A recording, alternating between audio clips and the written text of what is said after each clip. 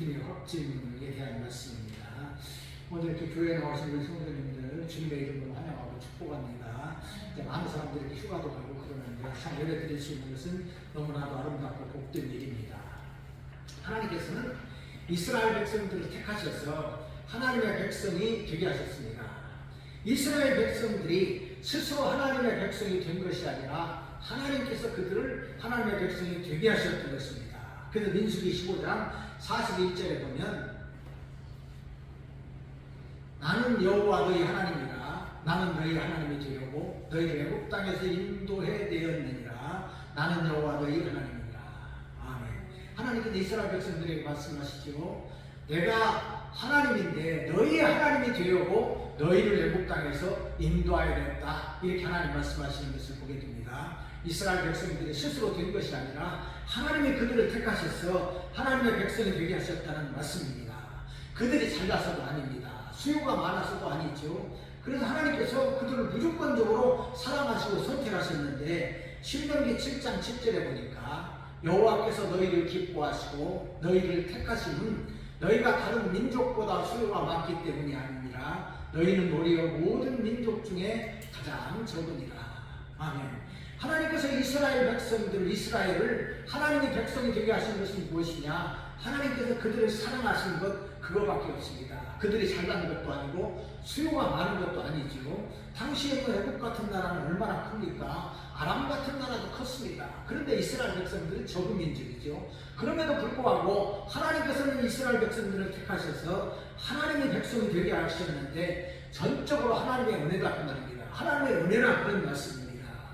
하나님의 은혜로 이스라엘이 선민이 되었다는 말씀입니다. 이것은 오늘 우리들도 똑같습니다. 우리가 예수 믿고 하나님의 자녀가 된 것은 나의 힘이 아닙니다. 내가 먼저 하나님을 찾은 것도 아니고 하나님께서 나를 찾아주셨습니다.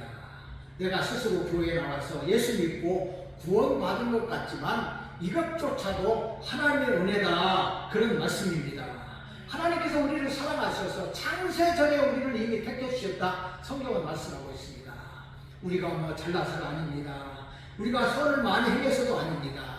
하나님께서 보시니까 저 사람은 예수 잘 믿고 신앙생활 잘 할 것 같아.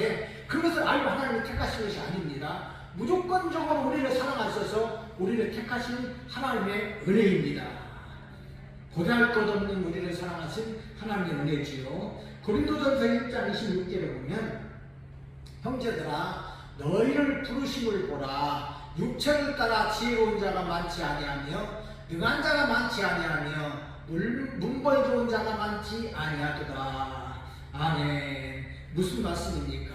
하나님께서 불러주신 하나님의 사람들, 다시 말해서 하나님께서 우리에게 은혜를 베풀어 주셔서 예수 믿게 하신 사람들을 보니까 육체를 따라 지혜로운 자가 많지 아니하고 능한 자도 많지 않고 문벌 좋은 자도 많지 않다 이렇게 말씀하고 있는 것을 보게 됩니다. 세상에서 그렇게 잘난 사람 많지 않다고 말입니다. 부자도 많지 않습니다. 학벌이 아주 좋은 사람, 잘 나가는 사람도 많지 않다는 것을 우리들에게 말씀해주고 있는 것입니다. 예수님의 12 제자가 당시에 이스라엘 사람들 중에서 대단한 사람들이 아닙니다. 잘 배운 사람들도 아니죠. 잘난 사람들도 그렇게 많지 않습니다. 하나님께서는 보잘것없는 어부들, 사람들에게 손가락질 받는 이 세리 같은 사람들, 이런 사람들 다 택하셔서 예수님의 제자가 되게 하셨던 것을 보게 됩니다. 오늘날도 마찬가지다 그런 말씀이죠. 물론 예수 믿는 사람들 중에 잘 나가고 부자들도 많이 있습니다. 요즘 보면 뭐 잘 나가는 사람들도 많고 부자들도 많은 것을 보게 됩니다. 이런 사람들도 대부분의 경우가 예수 믿고 잘 되고 잘 나가는 경우가 많은 것을 보게 됩니다. 처음에 예수 믿는 사람들 중에 뭐 대단한 사람들이 예수 믿는 거 아니라고 말이죠. 왜 그런가 하면 참 이것이 희한합니다. 그래서 예수님께서도 부자가 천국에 들어가는 것은 낙타강이 바늘기로 들어가는 것보다 더 어렵다고 말씀하신 이유가 바로 거기에 있습니다. 사람들이 잘 나가고 부자로 있으면 예수 잘 안 믿습니다. 그런 사람들에게 복음을 전해보십시오. 아쉬운 게 없는데 뭐 예수 믿겠습니까? 잘 안 믿어요. 부자들이 예수 믿는 사람들이 왜 예수 믿게 되느냐? 무엇인가 부족한 부분이 있고 무엇인가 힘든 부분이 있으니까 예수 믿는 거예요. 그래서 그런 사람들이, 부자들, 잘 나가는 사람들이 예수 믿기가 쉬운 것은 아닙니다. 대부분의 우리들도 이제 예수 믿는 사람들 중에 잘 나가고 잘 된 사람들이 많은데, 그들도 처음에는 힘들고 어려울 때 예수 믿은 거예요. 그런데 예수 믿고 보니까, 하나님 말씀대로 살다 보니까 어떤 사람은 대통령이 된 사람도 있고, 어떤 사람은 부자가 된 사람들도 있고, 어떤 사람은 국회의원 된 사람들도 있는 것을 우리가 보게 됩니다. 약할 그때에 하나님께서 부르셔서 우리를 사용하셨다, 그런 말씀입니다. 이렇게 어렵고 힘든 상황 가운데서 예수를 만나서 예수를 믿고 보니까, 이제 열심히 신앙생활을 하다 보니까 좋은 일도 있게 되는 것을 우리가 보게 됩니다. 그러게 성경은 약한 자를 택해서 강한 자들을 부끄럽게 하신다, 이렇게 말씀하십니다. 고린도전서 1장 27절에 보니까, 그러나 하나님께서 세상에 미련한 것들을 택하사 지혜 있는 자들을 부끄럽게 하려 하시고, 세상에 약한 것들을 택하사 강한 것들을 부끄럽게 하려 하시며. 아멘. 이것이 하나님의 능력이고 하나님의 역사입니다. 미련한 것들 택했습니다. 지혜 있는 자들을 부끄럽게 하시고, 세상의 약한 자들을 택해서 강한 자들을 부끄럽게 하시는 하나님의 능력의 역사입니다. 하나님은 능력으로 세상을 다스리십니다. 오늘 본문의 말씀이 이것을 말씀해주고 있는데, 우리의 믿음이 이런 것이기 때문에 우리의 믿음을 확증하라, 이렇게 말씀하고 있습니다. 본문을 살펴보도록 하겠습니다. 첫째로, 예수님은 약하신 모습으로 죽으셨지만 강한 자로 부활하셨기 때문에 우리들도 그러하게 된다, 그런 말씀입니다. 4절 말씀 다시 보면, 그리스도께서 약하심으로 십자가에 못 박히셨으나 하나님의 능력으로 살아계시니 우리도 그 안에서 약하나 너희에게 대하여 하나님의 능력으로 그와 함께 살리라. 아멘. 예수님께서 약하심으로 십자가에 못 박히셨다, 하나님의 능력으로 살아계신다, 이렇게 말씀을 하고 있습니다. 먼저 우리가 살필 것은 예수님께서 약하심으로 십자가에 못 박히셨다 하신 말씀입니다. 예수님은 원래 약한 분이 아니시죠. 능력의 하나님이십니다. 하나님 보호자 우편에 앉아 계신 삼위일체 하나님이십니다. 능력의 하나님이시죠. 그 예수님이 하나님과 함께 세상의 모든 마음으로 창조하셨다, 이렇게 성경은 말씀하고 있습니다. 요한복음 1장 1절에 태초에 말씀이 계시니라. 이 말씀이 하나님과 함께 계셨으니 이 말씀이 곧 하나님이시다. 예수님이 하나님이시다, 그 말이죠. 그리고 이어서 2절에서도 그가 태초에 하나님과 함께 있었고, 3절에서는 만물이 그로 말미암아 지은 바 되었으니 그가 없으면 하나도 지은 바 된 것이 없다, 이렇게 말씀하고 있습니다. 무슨 말씀입니까? 능력의 하나님이 예수님과 더불어 천지와 만물을 창조하셨다, 그 말입니다. 그러기에 천지 창조, 만물의 창조도 우리 주님이 하셨다, 그 말입니다. 그만큼 우리 주님이 능력의 하나님이신 것을 성경은 분명하게 말씀해주고 있습니다. 그런데 하나님이신 그 예수님이 세상에 오셨습니다. 사람으로 오신 것이죠. 사람으로 오셨는데 연약한 모습을 입고 오셨다, 그런 말씀입니다. 그 능력과 영광의 주님이 낮아지신 것이죠. 영광의 왕이신 예수님이 세상에 오셨는데 마른 땅에서 나온 줄기같이 볼품없는 모습으로 오셨는데 종의 모습으로 오셨다, 이렇게 성경은 우리들에게 말씀해 주고 있습니다. 빌립보서 2장 6절로 8절을 보니까, 그는 근본 하나님의 본체시나 하나님과 동등됨을 취할 것으로 여기지 아니하시고 오히려 자기를 비워 종의 형체를 가지사 사람들과 같이 되셨고, 사람의 모양으로 나타나사 자기를 낮추시고 죽기까지 복종하셨으니 곧 십자가에 죽으심이라. 아멘. 하나님의 아들, 또 하나님이신 예수님께서 세상에 오신 그 자체가 낮아지심인데, 사람 중에서도 종의 모습으로 오셨다, 이렇게 말씀하고 있습니다. 사람들은 메시아이신 예수 그리스도가 왕궁에서 태어날 것으로 알았습니다. 그래서 동방에서 별을 연구하던 사람들이 큰 별의 움직이는 모습을 보고 별을 따라왔지요. 제일 먼저 찾은 곳이 어디입니까? 예루살렘 왕궁을 찾았습니다. 왕궁에서 예수님이 태어나실 줄 아는 거예요. 만왕의 왕이시고 이스라엘 유다의 왕이신 예수님은 사람들이 생각했던 것처럼 왕궁에서 태어나시는 것이 마땅한 것입니다. 그러나 예수님은 그렇게 태어나지 않았습니다. 저 볼품없는 베들레헴 짐승들이 사는 그 마구간에서 예수님이 태어나셨습니다. 잘하신 곳은 어디입니까? 나사렛이지요. 나사렛 달동네입니다. 달동네 가난한 사람들이 사는 곳에서 예수님이 이제 그곳에서 사셨던 것을 보게 됩니다. 그 당시에 유대인들은 갈릴리 지방에 있는 사람들을 귀하게 여기지 않았습니다. 그저 보잘것없는 사람들, 볼품없는 사람들 이렇게 생각을 하면서 살았습니다. 그러기에 나다나엘이 예수님을 보고 평가하기를 나사렛에서 무슨 선한 것이 나겠느냐, 예수님은 이렇게 평가절하했던 것을 보게 됩니다. 유대인들이 그랬다고 말입니다. 유대인들은 나사렛에서는 선한 것이 날 수 없다 이렇게 생각을 했습니다. 갈릴리 지방, 볼품없는 그 지방, 그것도 가난한 중에 가난한 나사렛에서 어떻게 예수님이 태어나실 수 있겠느냐, 어떻게 예수님이 그곳에 나올 수 있느냐 이렇게 생각했던 것입니다. 그러기에 당시 종교 지도자들, 제사장들, 서기관들, 바리새인들은 나사렛에서 사신 예수님, 나사렛 그 지방에서 산 예수님을 아주 멸시했습니다. 우습게 여겼습니다. 그래서 예수님을 우습게 여겼는데 그 예수님이 하나님의 아들이라 이렇게 이야기하니까 더 우습게 하는 것이죠. 그래서 이 예수님이 하나님의 아들이라고 했다고 멸시하고 이제 예수님을 죽이기 위해서 빌라도에게 넘겨줬던 것을 보게 됩니다. 이방인 로마 사람 빌라도는 이제 유대인들이 예수님을 넘겨주니까 예수님을 십자가에 못 박도록 했지요. 극악한 죄인들이 사형당하는 십자가에서 예수님을 죽인 것입니다.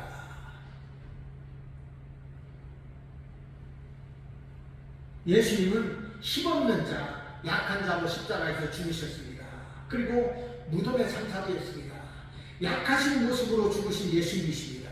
그러나 예수님이 정말 약한 분입니까? 아닙니다. 그분은 능력이 하나님이십니다. 사단 마귀가 예수님을 이길 수 없습니다. 죽음의 원사가 예수님을 무덤에 가둘 수가 없습니다. 그러게 예수님께서는 3일 만에 하나님의 능력으로 부활하셔서 이제 다시 하나님 보호자 우편에 앉아 계신 하나님이 되셨습니다. 능력이 하나님이신 우리 주님이십니다. 강한 자로 다시 살아나셔서 우리들의 주님이 되어주신 것입니다. 그 능력의 주님이 오늘도 우리와 함께 하십니다. 우리를 지키시고 보호하시는 우리 주님이십니다. 이것이 성도의 은혜요, 우리들의 믿음입니다. 그러므로 우리는 약한 자이지만 능력의 주님과 함께 강한 사람이 되는 것입니다.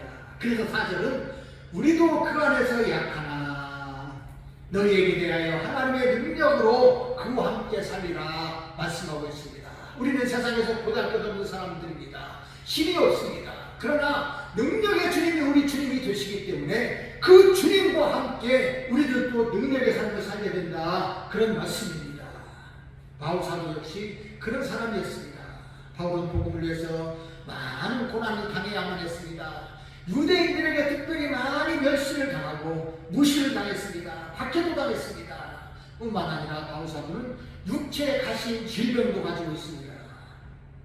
그렇다고 바울이 약한 사람으로 끝났습니까? 아닙니다. 약한 중에 바울은 하나님의 능력이 나타났던 것을 보게 됩니다. 약할 때 강한 자로 역사하시는 하나님의 능력으로 임함입니다. 고린도후서 12장 10절에 보니까 그러므로 내가 그리스도를 위하여 약한 것들과 능욕과 궁핍과 박해와 곤고를 기뻐하노니 이는 내가 약할 그때에 강함이라.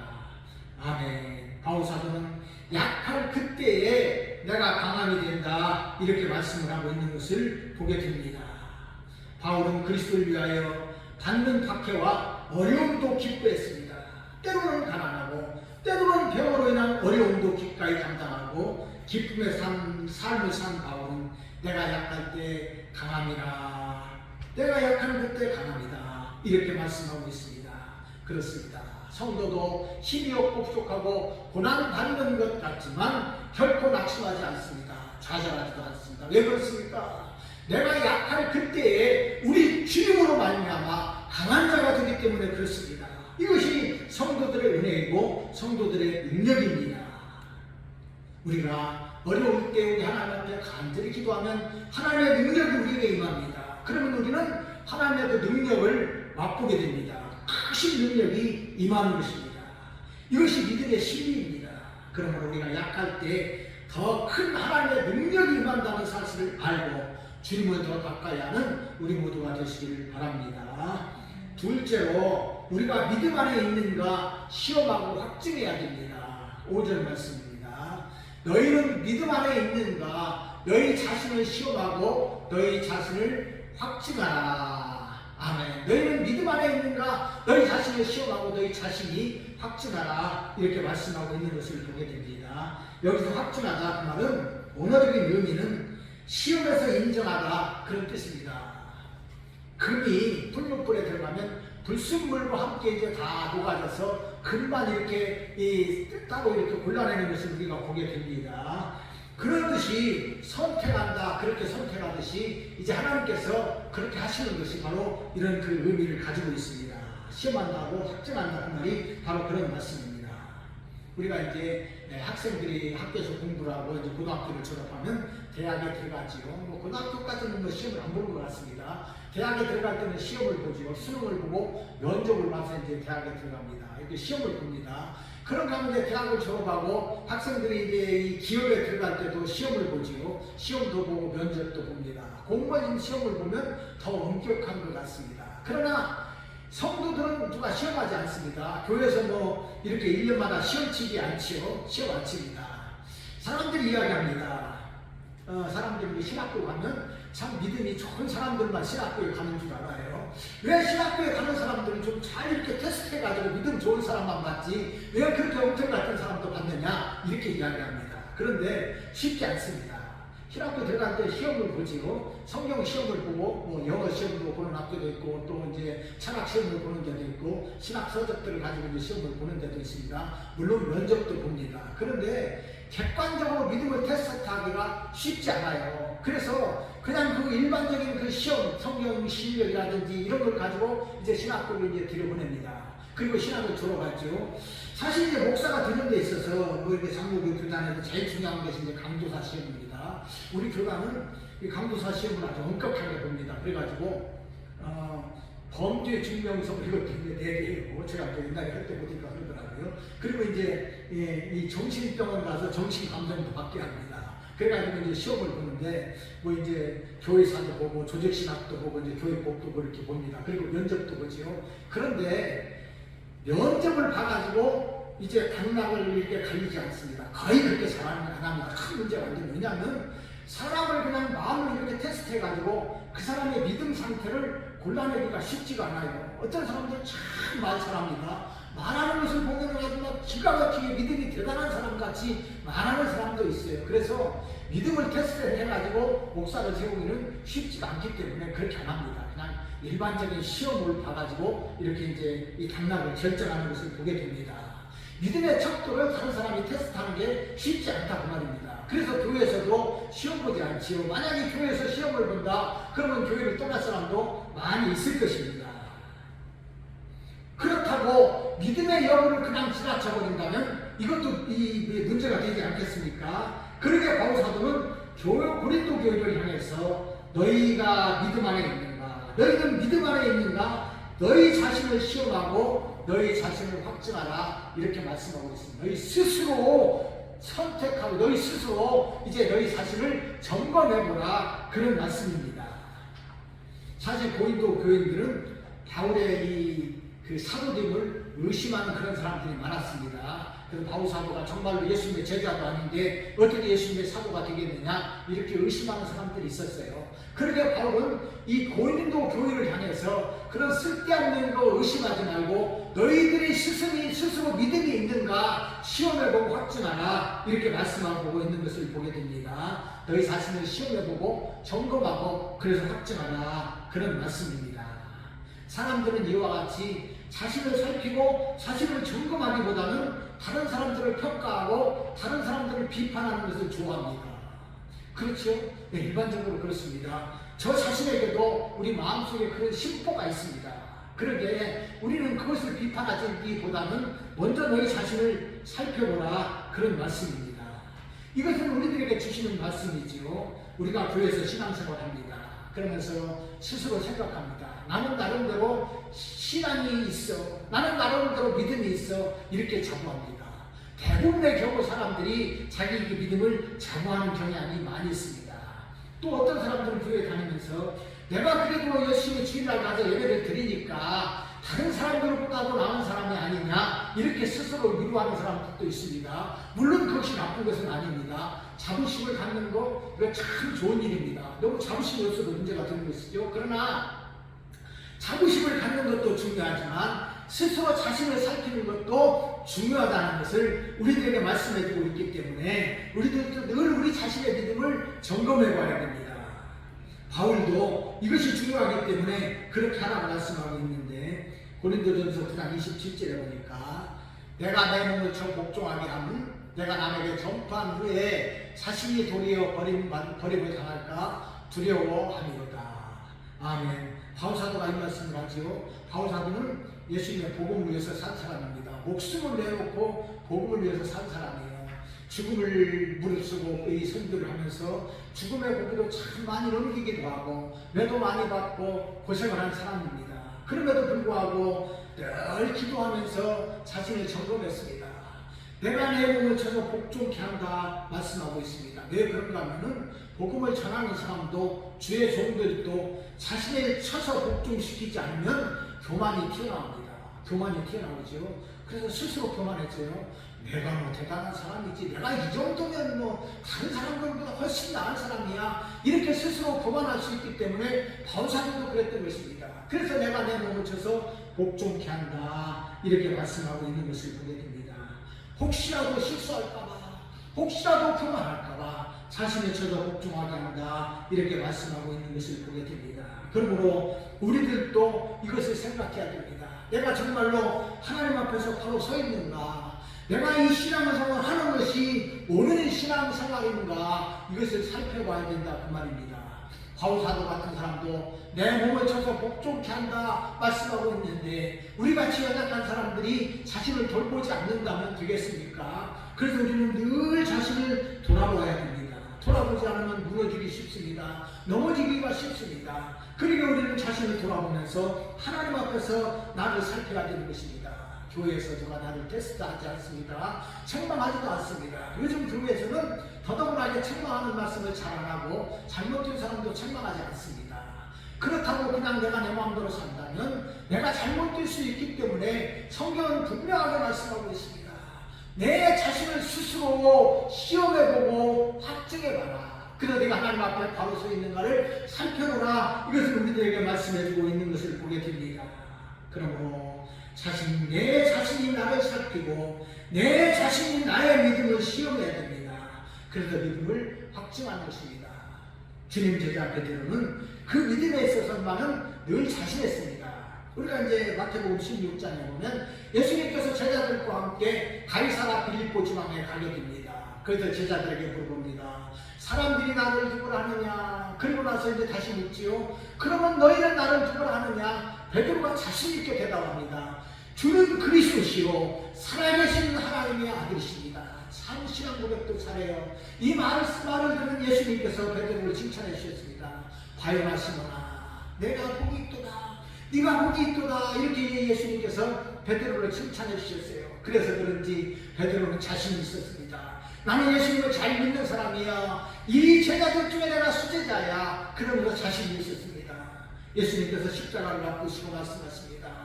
내가 이제 잡혀서 고난받게 되는데 그렇게 될 때 너희들이 나를 다 버리리라, 이렇게 예수님께서 말씀하셨습니다.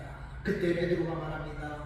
주님, 모두 주를 버릴지라도 나는 결단코 주님을 버리지 않겠습니다. 자신 있게 대답했습니다. 예수님이 다시 말씀하십니다. 베드로야, 네가 이 밤이 지나기 전에 닭이 울기 전에 3번 나를 부인하리라. 그때 베드로가 이야기합니다. 자신을 돌아보지도 않고 자신 있게 예수님한테 대답합니다. 주님, 내가 주와 함께 죽을지언정 주님을 결코 버리지 않겠습니다. 자신 있게 대답했습니다. 그러나 그 밤에 예수님께서 잡히셨습니다. 연약한 계집종 앞에서 베드로는 예수님을 부인했습니다. 3번이나 예수님을 부인했습니다. 그리고 나서 닭이 울었습니다. 자기 자신을 생각해보고 예수님의 말씀이 생각했습니다. 그리고 나서 심히 통곡했다 성경은 말씀하고 있습니다. 깊이 통곡했던 것입니다. 자신을 살피지 못했던 베드로는 예수님을 3번이나 부인하고 심히 통곡했다는 사실을 우리가 보게 됩니다. 그리고 이제 예수님께서 죽으시고 부활하셨습니다. 승천하시기 전에 마지막으로 예수님께서 제자들과 대화하시면서 특별히 베드로와 대화하십니다. 베드로에게 물으십니다. 시몬의 아들 요한아, 네가 나를 사랑하느냐? 네가 이 사람들을 보다 나를 더 사랑하느냐? 베드로가 대답합니다. 주님, 그러합니다. 내가 주님을 사랑하는 줄 주님께서 아십니다. 주님 말씀하십니다. 내 어린 양을 먹이라. 그런데 이것으로 끝이 아닙니다. 주님이 또 물어봐요. 두 번째 똑같은 것으로 물어보십니다. 그리고 그것으로 끝났으면 좋은데 세 번째 다시 물으십니다. 요한 아저씨구나, 네가 정말로 나를 사랑하느냐? 이 말을 듣고 베드로가 근심하면서 예수님에게 말합니다. 주님, 그러합니다. 내가 주님을 사랑하는 줄 주님께서 아시지 않습니까? 왜 예수님께서는 세 번이나 똑같은 말씀으로 베드로에게 물어보셨겠습니까? 그렇습니다. 사람은 연약하기 때문에 언제든지 넘어질 수 있기 때문에 너 자신을 시험하고 너 자신을 확증하라는 의미에서 베드로에게 세 번이나 물으셨던 것을 보게 됩니다. 사람은 연약하기 때문에 자신을 살피고 자신의 신앙을 확인해 봐야 되기 때문에 그렇습니다. 그러므로 오늘 사는 우리들도 이런 믿음의 삶이 되시기를 바랍니다. 주님은 오늘도 우리들에게 물으십니다. 사랑하는 아들아, 사랑하는 딸아, 네가 나를 사랑하느냐? 그때 우리는 대답해야 됩니다. 주님, 그러합니다. 내가 주님을 사랑하는 줄 주님께서 아십니다. 확실하게 대답할 수 있어야 됩니다. 우리는 항상 준비하면서 정말로 주님을 사랑해야 됩니다.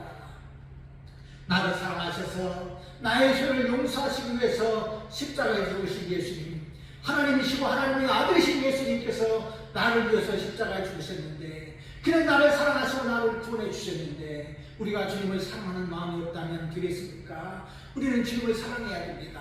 나의 마음과 나의 뜻과 나의 모든 것을 다해서 우리 주님을 사랑해야 됩니다. 그래서 우리 주님께서 네가 나를 사랑하냐고 물으실 때에 즉각적으로 주님, 그러합니다. 내가 주님을 사랑합니다. 주님이 아시지 않습니까? 이렇게 대답할 수 있어야 됩니다. 그러므로 우리들도 이런 확실한 믿음을 가지고 자신을 확증하시기를 바랍니다.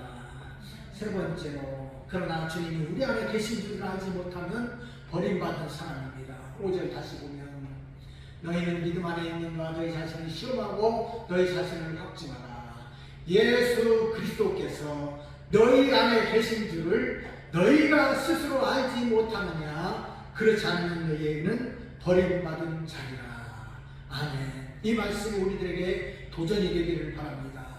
너희 자신, 예수 그리스도께서 너희 안에 계신 줄을 너희들 스스로 알지 못한다면 너희는 버림받은 자다. 이렇게 말씀하고 있습니다. 우리는 예수님께서 내 마음에 계셔야 됩니다. 우리는 예수님을 주님이라고 믿습니다. 그리고 주님 이렇게 하면서 기도하는 거 아닙니까? 확실하게 우리 마음 가운데 예수님이 계신 것을 우리는 확실하게 믿어야 됩니다. 이 믿음이 있어야 됩니다. 이 믿음이 없으면 너희는 버림받은 자라, 이렇게 말씀하고 있기 때문에 그렇습니다. 그러므로 이 말씀을 우리가 생각하면서 자신을 돌아보고 자신을 확증하는 그런 시간들이 되시기를 바랍니다. 우리가 예수님을 믿고 우리 마음속에 우리 주님을 확실하게 믿어야 됩니다. 그러면 이 믿음은 확실한 것이지요. 이런 사람에게는 그 마음속에 성령님이 계십니다. 고린도전서 3장 16절에 보면, 너희는 너희가 하나님의 성전인 것과 하나님의 성령이 너희 안에 계시는 것을 알지 못하느냐. 아멘. 알아라 그 말입니다. 너희 안에 성령이 계신 것을 스스로 알아라 그 말씀입니다. 그래서 우리가 믿음을 점검하고 늘 알아야 되는데요. 우리가 예수님을 나의 주님으로 믿고 고백합니다. 이런 믿음이 여러분들에게 있으시지요? 있으실 줄로 믿습니다. 확실하게 있어야 됩니다. 그래 우리가 주님, 나의 주님이십니다. 이렇게 고백하는 거 아닙니까? 베드로처럼 주는 나의 주님이십니다. 그리고 살아계신 하나님이십니다. 이렇게 고백해야 됩니다. 도마도 그렇게 예수님을 고백했지 않습니까? 주는 그리스도시요 살아계신 하나님의 아들이십니다. 이렇게 우리들도 고백할 수 있으면 됩니다. 예수님이 나의 주님이라고 고백하면 됩니다. 이 믿음이면 됩니다. 그러면 우리 안에 예수님이 계시고 예수님의 성령이 우리 안에 계신 것입니다. 그러면 우리가 이 주님으로 인해서 주님 앞에 기도하고 성령으로 인해서 기도하면서 우리의 삶을 살게 되는 것입니다. 이 믿음이 확실한 믿음입니다. 이런 믿음이 있으면 기도하며 살아가는 것이죠. 우리 주님께서도 나는 포도나무요 너희는 가지라 말씀하셨는데, 이 믿음이 있으면 우리 주님, 포도나무 주님의 우리는 가지가 되고 머리이신 주님의 지체가 되는 것입니다. 주님과 한 몸을 이룬 것입니다. 이런 사람은 확실한 믿음이 있는 사람이죠. 그래서 이런 믿음이 있는 사람은 확실하게 예수님을 믿는 사람이고 버림받은 사람이 아니라 주님의 자녀가 되고 하나님의 자녀가 되는 것입니다.